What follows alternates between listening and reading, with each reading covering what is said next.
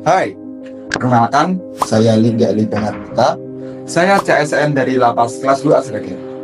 Di sini, saya akan mengajak teman-teman untuk membahas isu global terkini di tahun 2026. Memasuki tahun 2026, AI bukan lagi sekedar teknologi pendukung, tetapi menjadi penentu kekuatan dan daya saing suatu negara.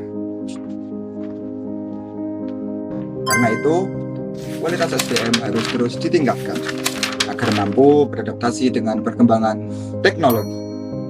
Yang kedua adalah persaingan talenta digital. Persaingan tenaga digital saat ini semakin ketat. Indonesia harus mampu menciptakan lingkungan yang mendukung agar talenta terbaik dapat berkembang dan tidak kalah bersaing secara global. Yang ketiga, ketahanan kesehatan. SDM yang unggul tidak hanya cerdas, tetapi juga sehat.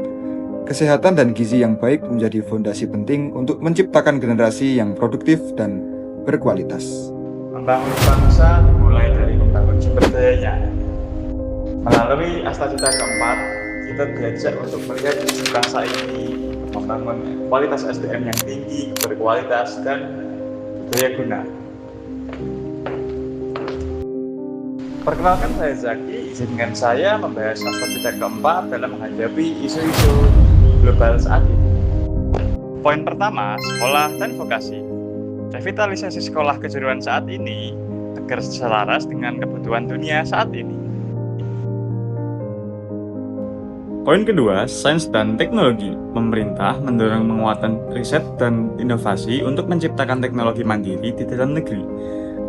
Mengembangkan sains dan teknologi menjadi kunci dalam meningkatkan daya saing bangsa, mempercepat kemajuan industri, dan mendukung transformasi digital. Poin ketiga, kesehatan dan gizi. Fokus ini bertujuan meningkatkan kualitas kesehatan masyarakat, terutama dalam penanganan stunting. Pemenuhan gizi yang baik akan mendukung tumbuh kembang generasi muda agar sehat secara fisik maupun kognitif, sehingga mampu menjadi sumber daya manusia yang unggul. Poin keempat, pemberdayaan SDM. Pengembangan sumber daya manusia dilakukan melalui pelatihan, pembinaan mental, dan meningkatkan karakter kerja. SDM yang berkualitas akan menciptakan tenaga kerja yang profesional, disiplin, adaptif, dan mampu menghadapi tantangan perubahan zaman. Poin kelima, digitalisasi. Digitalisasi diarahkan untuk mempercepat pelayanan publik dan meningkatkan efisiensi birokrasi. Pemanfaatan teknologi digital membantu proses kerja menjadi lebih cepat, transparan, dan mudah diakses masyarakat. Poin keenam, kesetaraan gender. Fokus ini menekankan pentingnya kesempatan yang adil bagi laki-laki maupun perempuan dalam pendidikan, pekerjaan, dan kehidupan sosial. Dengan adanya kesetaraan gender, seluruh masyarakat memiliki peluang yang sama untuk berkembang dan berkontribusi. Secara keseluruhan, Astagita keempat berfokus pada pembangunan kualitas SDM melalui pendidikan, kesehatan, teknologi, dan penguatan SDM. Keenam poin ini saling berkaitan dan mendukung terciptanya generasi yang unggul, produktif, serta siap menghadapi perkembangan global dan era digital. Hai, perkenalkan, namaku Dendra Solaviandi. Aku CSN dari Lapas kelas 2B Batang. Di sini aku akan mengajakmu untuk membahas isu global mengenai talent gap.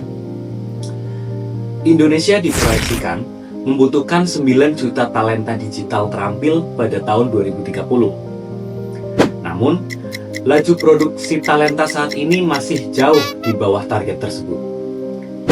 Isu global ini menuntut kita untuk melakukan transformasi pendidikan secara revolusioner, bukan hanya evolusioner. Angka 9 juta ini alarm bagi kita semua.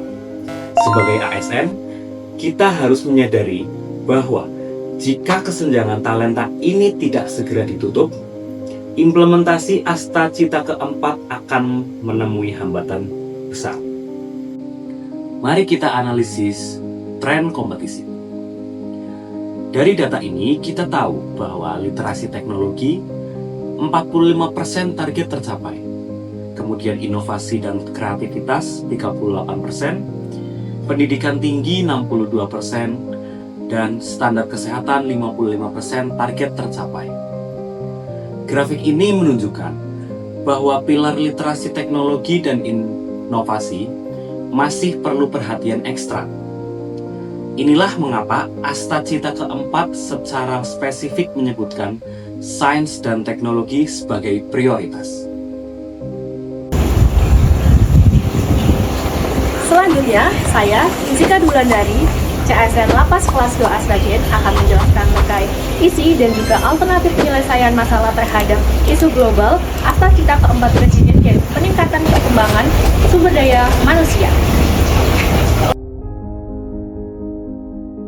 Isu yang pertama yaitu terkait tentang kesenjangan talenta digital pada sumber daya manusia.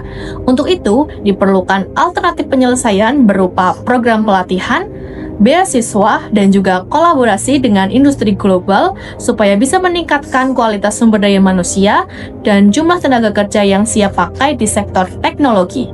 Isu yang kedua yaitu rendahnya tingkat kesehatan mental maupun fisik bagi sumber daya manusia yang ditandai dengan meningkatnya kasus penyakit menular maupun tidak menular, bahkan meningkatnya kasus kematian karena bunuh diri ataupun gangguan kesehatan mental lainnya.